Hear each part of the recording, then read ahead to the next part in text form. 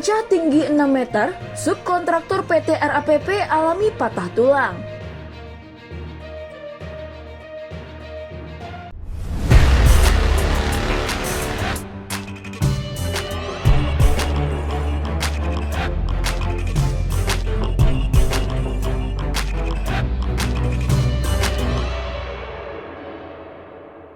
Diduga kurangnya pengawasan terhadap para pekerja dalam menerapkan keselamatan dan kesehatan kerja atau K3 di lokasi kerja areal pabrik kertas PT Riau Andalan Pulp and Paper, Grup April menyebabkan salah satu subkontraktor PT RAPP mengalami nasib naas. Dirinya terjatuh dari perancah atau scaffolding dari ketinggian 6 meter. Peristiwa naas itu menimpa Azwar Nova, 33 tahun karyawan PT Surya Mas Perkasa. Sesaat sebelum Azwar Nova terjatuh dari scaffolding pada hari Jumat sekitar jam 10 pagi, tanggal 9 September 2022 lalu. Rencananya, korban hendak memasang dan menyambung pipa besi. Tiba-tiba scaffolding tempat korban berpijak miring. Saat itu tali body harness yang terpasang di badan korban tidak terpasang pada tiang skor. Seketika itu korban langsung terjatuh dari scaffolding tinggi 6 meter dan korban pun sempat pingsan. Saat sadar, Azwar Nova asal kota Palembang, dirinya sudah terbaring di Rumah Sakit Evarina, lantai 3 kamar 3212. Dalam kondisi tulang pinggul retak, pergelangan tangan patah,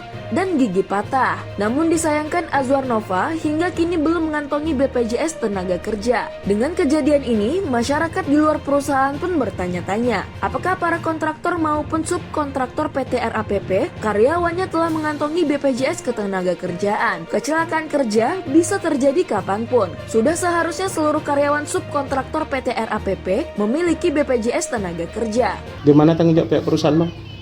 Katanya diobatin sampai sembuh. Nah, harapannya apa lagi nih, Bang? Semoga sembuh dan juga cepat beraktivitas kembali. Nah, Abang mengantongi kartu BPJS Tenaga Kerja enggak?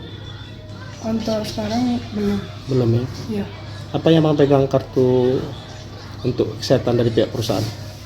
belum ada. Belum ada ya? Ya, Udah berapa tahun kerja di situ, Bang?